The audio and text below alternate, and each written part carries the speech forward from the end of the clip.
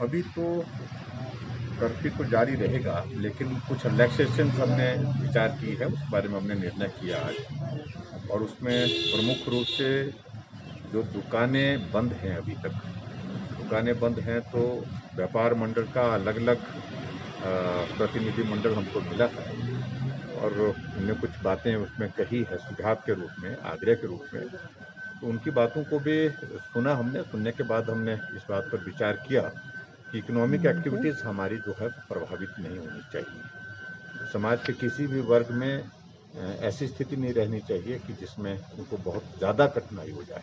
कठिनाई का दौर तो है ही, लेकिन फिर भी उसके बावजूद हमने निर्णय किया कि अब 31 तारीख के बाद जो रिलैक्सेशन का जो दौर हमारा जो है वो शुरू होगा दुकानों के लिए, और उसमें 5 घंटे की रिलैक्सेशन उसमें उपलब्ध की जाएगी। एक तो निर्णय ये किया। दूसरा, जो स्कूल कॉलेजेस वगैरह, इसके बारे में हमने कहा कि 5 तक हम 5 को हमने कैबिनेट रखी है, और 5 तारीख को हम उन सारे विषयों को लेकर के विचार करेंगे। इसको उस पर हमने ये निर्णय लिया है। इसके अतिरिक्त बाकी कोई बहुत बड़ी उसमें अभी चेंजेस हमने नहीं की हैं। ऑफिस में जो प्रेजेंस अभी तक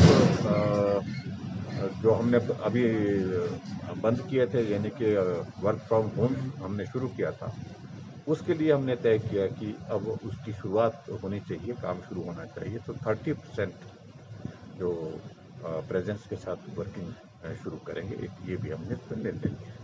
तो ये 2-3 महत्वपूर्ण निर्णय उसमें उस दृष्टि से लिए हैं, और बाकी रिस्ट्रिक्शंस एज इट इज़ रहेंगी, क्योंकि कोविड के मामलों में हिमाचल में हमने देखा कि गिरावट तो काफ़ी आई है। 40,000 से अब एक्टिव केस का नंबर हमारा मेरे ख्याल में 20,000 तक आ गया, और 20,000 आने के बाद इससे मालूम पड़ता है कि हम काफ़ी हद तक जो है उसमें ठीक दिशा में आगे बढ़ रहे हैं। लेकिन अभी तक फिर भी जो डेथ हो रही है वो चिंता का विषय जरूर बना हुआ है, पर अभी तक रिलैक्सेशन इससे ज़्यादा देना अभी तक संभव नहीं। सर, पब्लिक ट्रांसपोर्ट चलेगा सर?